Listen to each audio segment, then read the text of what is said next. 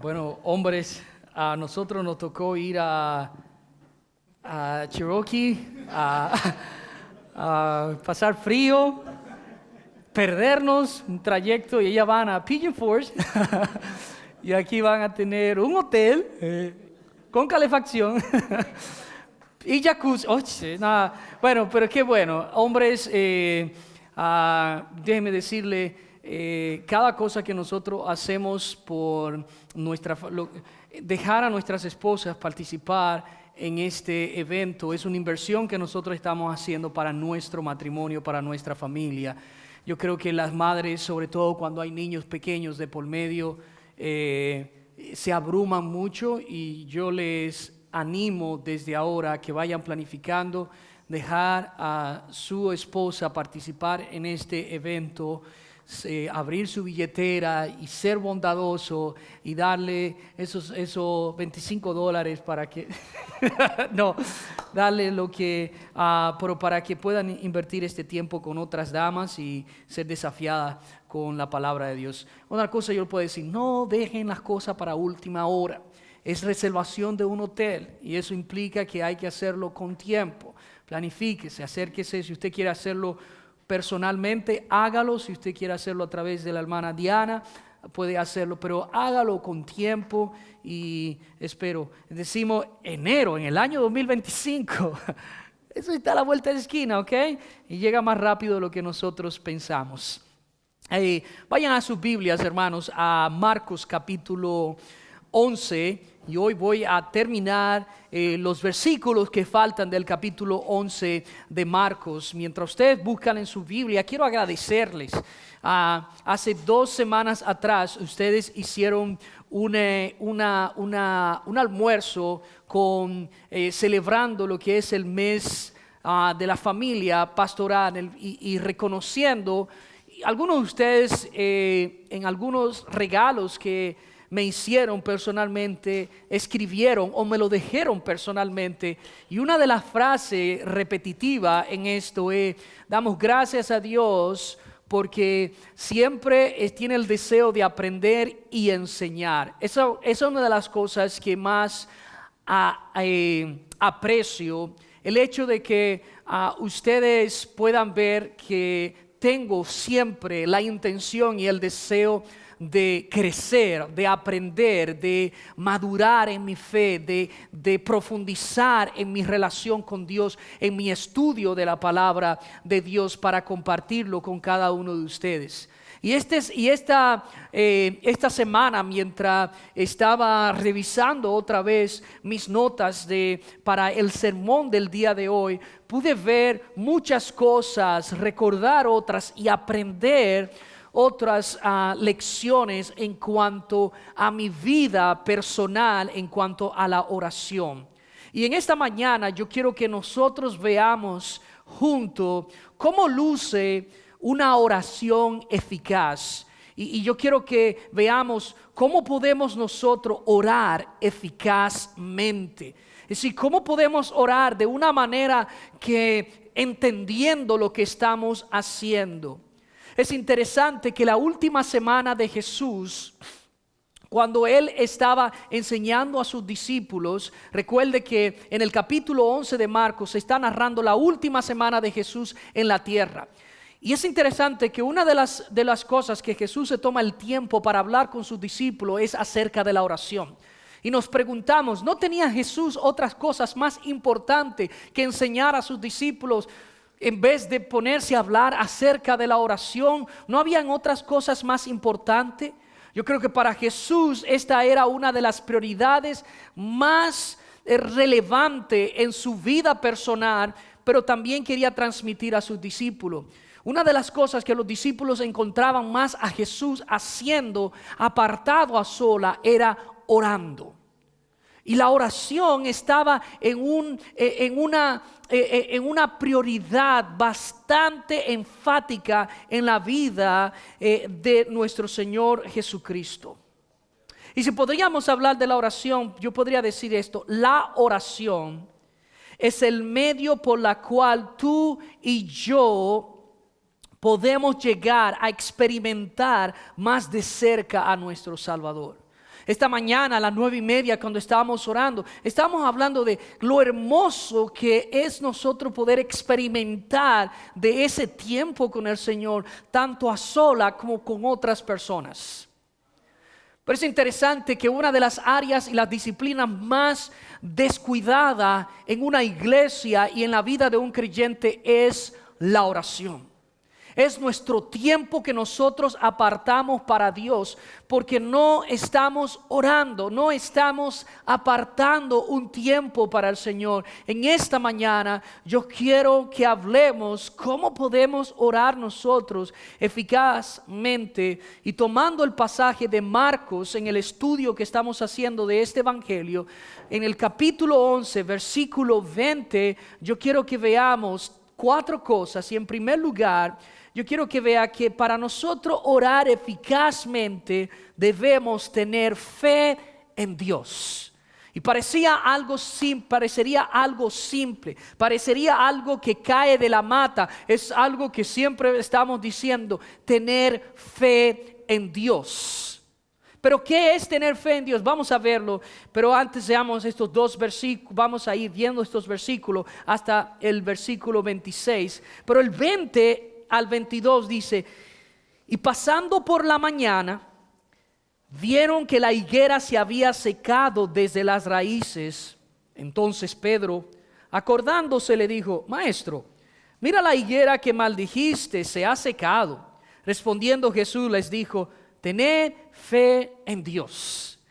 La semana pasada nosotros vimos en el capítulo 11 los versículos previos al versículo 20 de que Jesús estaba con sus discípulos, tenía hambre, ve un árbol de higuera y Jesús va a ese árbol, no encuentra ningún fruto y lo maldice.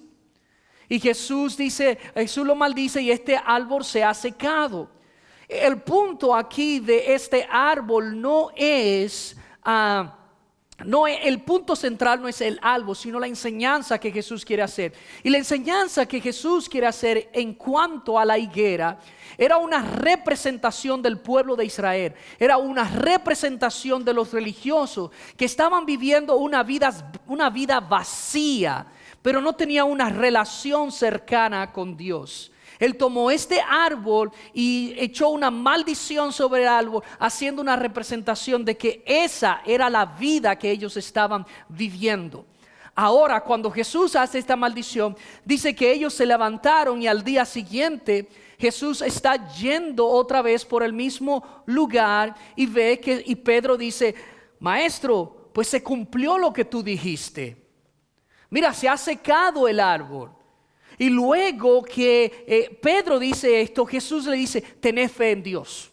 Entonces, ¿cómo podemos conectar? Jesús está hablando de que una maldición de la higuera y la respuesta de Jesús es tener fe en Dios.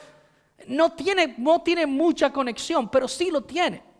Lo que Jesús le está diciendo a Pedro: yo dije que este árbol se iba a secar. Yo dije que este árbol no iba a echar más fruto. Al día siguiente, ustedes que están viendo, una respuesta a lo que yo digo. En pocas palabras, Jesús le está diciendo: mira el poder que yo tengo sobre encima de, no tan solamente para sanar enfermos, pero también para controlar la naturaleza. Y Jesús le dice: ese es el poder que yo quiero que ustedes vean. Tengan confianza en mí. Ese es el mismo poder que yo estoy revelando, que sucede en la medida en que nosotros oramos.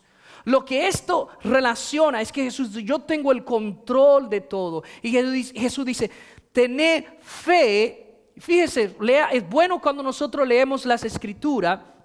El versículo dice: tened fe en Dios. No se trata, dice el versículo dice: tened fe en Dios, no en tus oraciones. Tened fe en Dios, no en el pastor. Tened fe en Dios, no en tus padres. Tened fe en Dios, no en el país donde está. Tened fe en Dios, en tu esposo o en tu esposa. Tened fe en ti mismo. Como lo que se nos está presentando, confía en ti mismo. Tú eres el ente más importante. Tú eres el propio protagonista de tu historia. Lo que Jesús está diciendo, vamos a poner las cosas claras. Tú quieres tener éxito en tu vida, tú quieres tener prosperidad en tu vida, espiritualmente hablando. Comienza con esto: tener confianza, tener fe en Dios. No hay nadie más. Ese es nuestra fuente de esperanza. Pero cuando hablamos de tener fe, podríamos definir esto. ¿Qué es tener fe en Dios? Es confiar, fíjese esto, es confiar en el tiempo de Dios, en el cuidado y en las decisiones de Dios. La fe consiste en estar seguros y esperar en lo que Dios ya prometió, en lo que Dios ha prometido. Fíjate, fe no es que todas nuestras oraciones tenemos respuesta, o que son cumplidas, o que va a pasar todo lo que nosotros queremos. Si tú tienes fe, todo va a suceder. No, la fe es nosotros estar tranquilo en nuestra confianza en Dios, en el cuidado de Dios, y que en las decisiones que Dios toma es para nuestro propio provecho. Tener fe en Dios no es que todas las cosas en nuestra vida son solucionadas. Tener fe en Dios es descansar que al final lo que Dios quiere hacer es buscar mi propio bienestar. Y aunque la enfermedad que está en mí, o la enfermedad que me está afectando, tener fe en Dios no es que Dios va a quitar todos tus problemas. Tener fe en Dios es que en medio de los problemas, Dios va a obrar en medio de cualquiera que sean mis circunstancias. Y eso Jesús le está diciendo: tener fe en Dios, confía en Dios, deposita tu fe en Dios. Pero para nosotros orar eficazmente debemos comenzar confiando en la fuente correcta, que es Dios. Pero esa fuente correcta nos lleva a un segundo punto, y es no dudar de Dios. Es que si nosotros estamos confiando en Dios, no podemos poner en duda a Dios. La duda es natural en nosotros, y como seres humanos, nosotros constantemente estamos poniendo en duda ciertas cosas. Y la duda comienza como algo pequeño, y a veces dudamos: ¿tiene sentido Dios? ¿Tiene sentido orar? ¿Y por qué oramos si Dios sabe todas las cosas? ¿Realmente Dios me oye? ¿Realmente Dios está interesado en mi vida? ¿Le importo yo a Dios? Y muchas veces esa duda nos lleva a pensar: ¿existe Dios? Y si tantas cosas que están pasando en este mundo, realmente ¿dónde está Dios? ¿Dónde está Dios cuando muere un niño inocente? ¿Dónde está Dios cuando a mí me están pasando cosas que son injustas? ¿Dónde está Dios cuando en este mundo están pasando tantas cosas? Es natural que nosotros no dudemos de Dios. Pero en el versículo 23 Jesús le dice: porque de cierto os digo que cualquiera que dijere a este monte: quítate y échate en el mar, y no dudare en su corazón, sino creyere que será hecho lo que dice, lo que diga será hecho. El pasaje aquí, déjenme explicar, está presentando una imagen, una hipérbole. Es una exageración del lenguaje, es una figura del lenguaje. Jesús está utilizando una figura del lenguaje para explicar una verdad espiritual. Jesús no está diciendo literalmente que tú orando vas a tomar un monte, una montaña, y le dice: montaña, muévete al otro lado. No, es una imagen que Jesús está utilizando para explicar una verdad espiritual, para hacerle una advertencia a ellos en cuanto al problema que causa en nosotros nos vivir dudando de el poder de Dios. A nosotros nos absorbe, nos consume la duda, nos abraza la duda. Y nosotros, cuando la duda está absorbiéndonos, no necesariamente nosotros necesitamos más fe, sino que necesitamos más de Cristo. Nosotros necesitamos ser absorbidos, consumidos por la presencia de Dios en nuestra vida. Y quiero darte 3 cosas en cuanto a cómo nosotros podemos entender o combatir las dudas en nuestra vida, porque todos nosotros luchamos. En primer lugar, yo quiero decir lo siguiente: dudar no es pecado. Permanecer en ella puede llevarte a pecar. Dudar no es necesariamente malo. Ahora, nosotros permanecer en una duda constante puede llevarnos a nosotros a desconfiar de Dios. De hecho, el mismo Juan el Bautista, el profeta grande del Nuevo Testamento, él dice que cuando Jesús vino, él no estaba seguro si realmente ese era Jesús. Él le dice a sus seguidores, a sus discípulos: vayan y pregúntenle si realmente él es el Mesías, el Jesús, o debemos esperar a otro. Juan está dudando de si Jesús era realmente la persona que Dios había prometido. La duda no es pecado en sí, pero sí puede llevarnos a pecar si nosotros permanecemos en ella. En segundo lugar, puedo decirte, tengamos compasión de aquellos que dudan. Tengamos compasión. Es fácil nosotros juzgar, condenar, despreciar a aquellas personas que como cristianos quizá no están en el mismo estatus o en la misma posición espiritual que nosotros estamos. Pero nosotros debemos ser pacientes con aquellas personas que están luchando con ciertas áreas en su vida.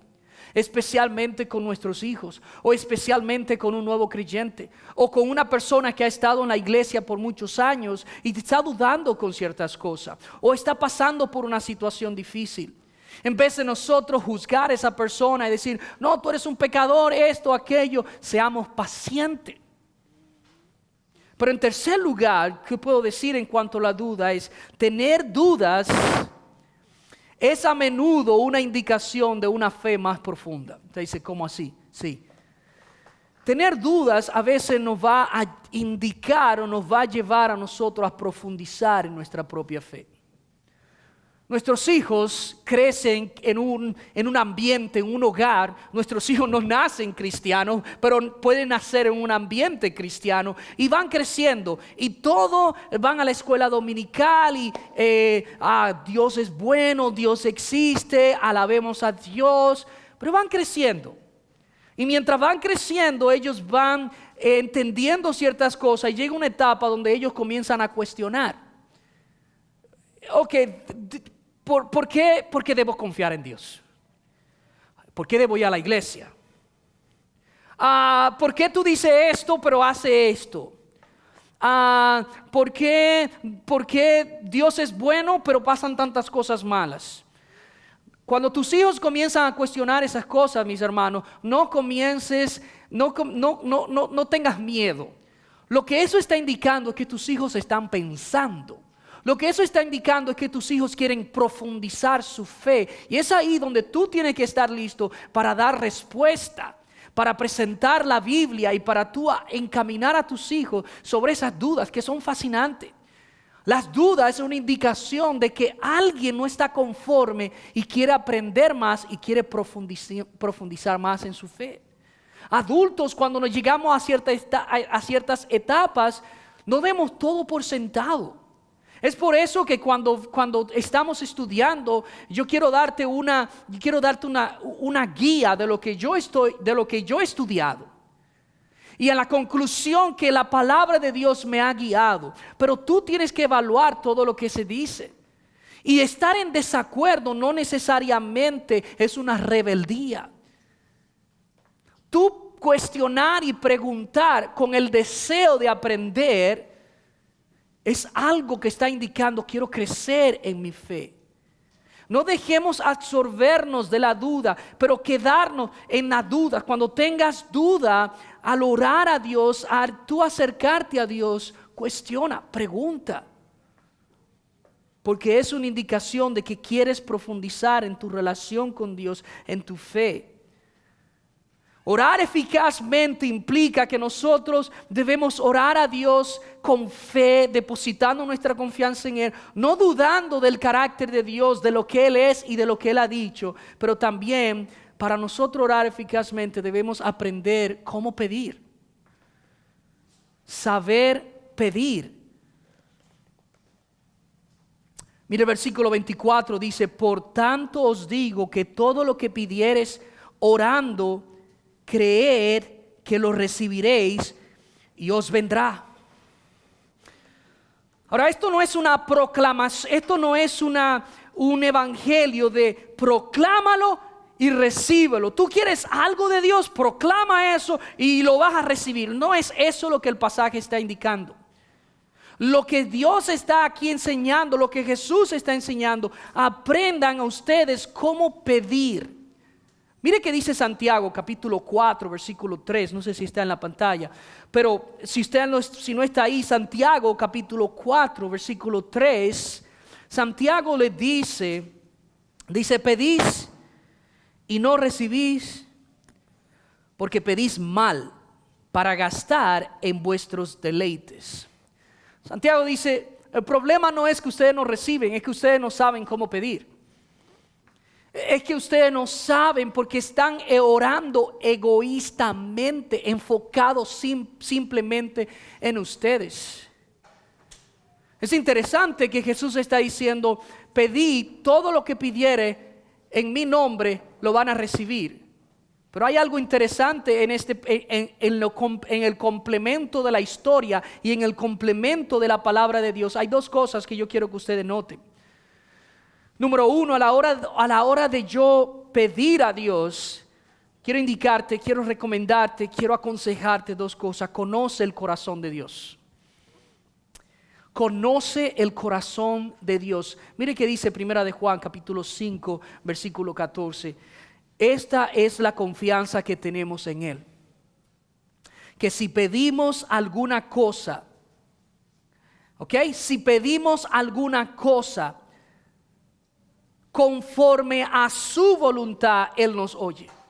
El pasaje no está diciendo si pedimos cualquier cosa, Él nos oye y nada más. No, la palabra central de este pasaje, si pedimos conforme a su voluntad, Él nos oye. Y por eso digo que nosotros debemos conocer el corazón de Dios. Cuando conoces a alguien, sabe cómo acercarte a esa persona, qué pedirle o saber realmente lo que esa persona le gusta o no le gusta. Si yo pongo, por ejemplo, vamos a suponer que entre el hermano Julio César y yo nos ponemos aquí, ustedes nos hacen preguntas en cuanto a su esposa Dina, ¿quién va a responder mejor a las preguntas? Se supone que es Julio. ¿Por qué? Porque Julio conoce a su esposa mucho mejor que la conozco yo, porque han vivido una vida juntos. En una relación con Dios, si tú no conoces a Dios, tú no sabes cómo acercarte a Dios. Pero no tan solamente conoce a Dios, aprende a relacionarte con Dios. El versículo de Juan capítulo 15, versículo 7 dice, si permanecéis en mí y en mis palabras, y mis palabras permanecen en vosotros, pedid todo lo que queréis y os será hecho. Muchas personas leen este pasaje y dicen, mira, la Biblia dice que si oras al Señor, todas las cosas que tú pides, el Señor lo va a hacer por ti. Pero se olvidan de la primera parte de este pasaje, dice, si permanecéis en mí y mis palabras permanecen en vosotros. ¿Ves? Hay una indicación importante aquí, es si tú permaneces en Dios, porque sabes que cuando tú permaneces en Dios y conoces la voluntad de Dios, nosotros oramos menos por nosotros y más por las cosas que a Dios le importan.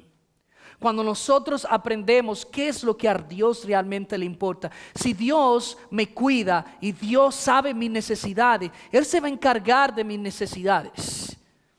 Dios ha prometido que Él va a cuidar de sus hijos. Entonces la manera en que yo oro debe ser más enfocado en otros o en lo que a Dios le importa.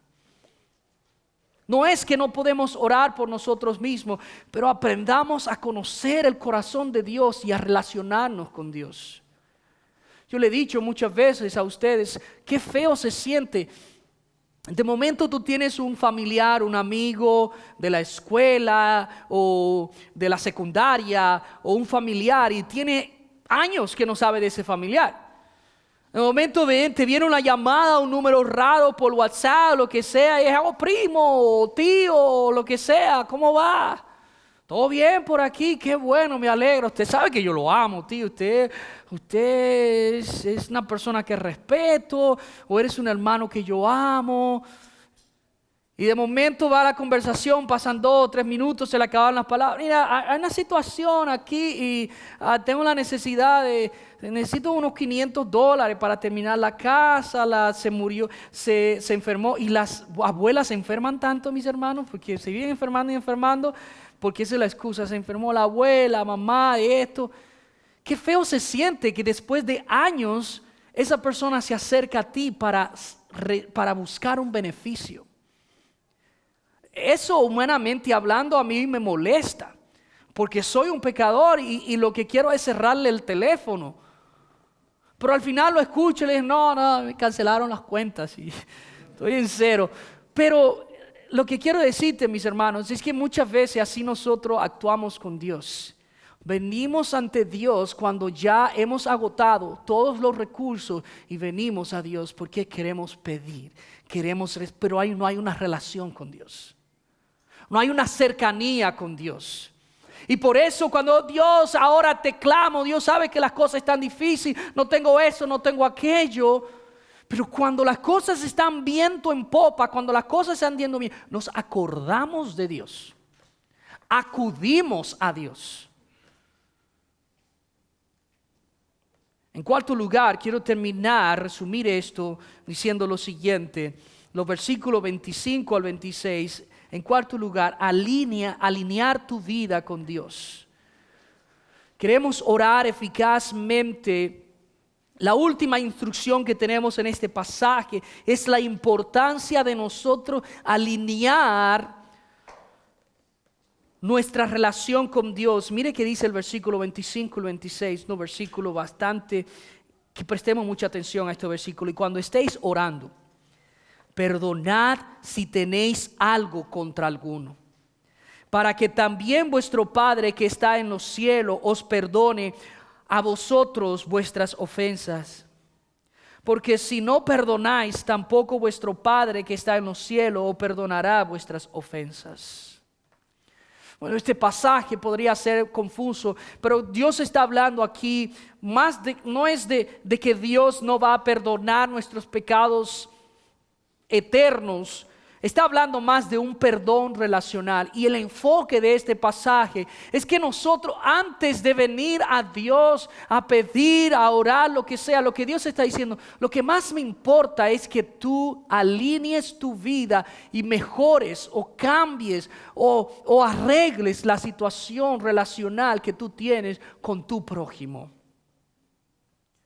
Es decir, ¿cómo es posible que tú vas a venir a abrir tu corazón a Dios y a ser transparente con Dios cuando las cosas con tu prójimo, con tus hermanos en Cristo no están bien?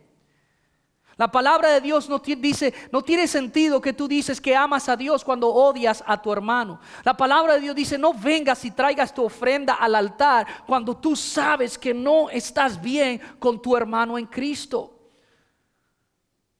Y mis hermanos, y esto no está hablando de un pecado grande o cometiste adulterio, ve y perdona, aunque sí puede ser el caso, o simplemente de pecados muy obvios. Estamos hablando de aquellos pecados o de aquellas acciones que nosotros cometemos que parecen ser pequeñas, pero que se van acumulando. Y pueden ser cosas ofensivas. El hermano hizo una broma o la hermana hizo una broma que a mí no me gustó, pero ni siquiera esa persona sabe lo que dijo o sabe si te ofendió o no, pero lo guardas y hay un rencor en tu corazón.